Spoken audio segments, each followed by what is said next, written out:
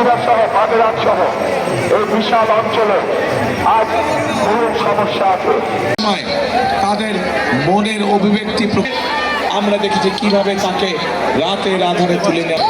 আজ বাংলাদেশের মানুষ তার দাবি, বাংলাদেশের মানুষকে যেই অধিকার থেকে গত এক ছিলাম, একইভাবে ইনশাআল্লাহ আল্লাহ তাআলার রহমতে আমরা সরকার পুনর্গঠন করতে হয়, তো অন্য কাজ করা যায়, কিন্তু দেশ পুনর্গঠন করা যায় না।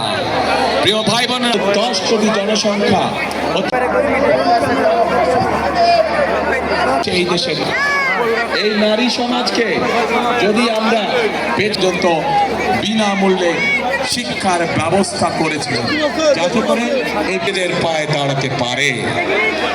প্রিয় ভাই, একটি রাজনৈতিক দল এই যে বাংলাদেশের অর্ধেক চায় সেই কথা তারা বলেছে। আমরা দেখেছি একটি রাজনৈতিক দলকে, প্রিয় ভাই বোনেরা, আপনাদের সামনে